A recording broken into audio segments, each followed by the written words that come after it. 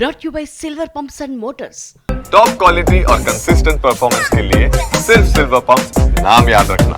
వైసీపీపై మండిపడ్డారు మంత్రి ఆనం రామనారాయణ రెడ్డి. వైసీపీ నేతలపై తప్పుడు కేసులు పెట్టాల్సిన అవసరం లేదన్నారు.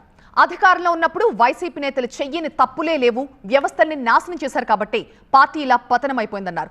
చట్టాలకు వ్యతిరేకంగా ఈ ప్రభుత్వం అస్సలు పనిచేయదని చెప్పారు ఆనం. 5 సంవత్సరాల అధికారంలో ఉన్న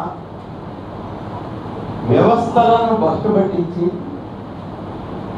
దిగజారుడు రాజకీయాలతో ఆనాడు ఉన్నటువంటి అనేక మంది పతనావస్థకి రాజకీయాల్లో ఇవాళ మళ్ళా కోలుకోలేనటువంటి స్థితికి దిగజారారు.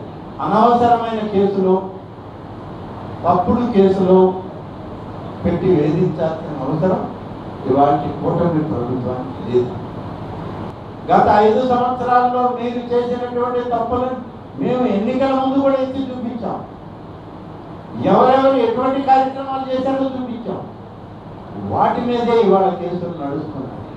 మీరు అక్రమం చేయొచ్చు, దారి దోపిడీ చేయొచ్చు, మీరు అన్యాయంగా ప్రవర్తించవచ్చు, ప్రభుత్వాన్ని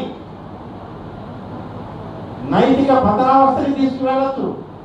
మీరు ఎలాగో పతనం అయిపోతున్నారు, వ్యవస్థలను కూడా పతనం చేశారు.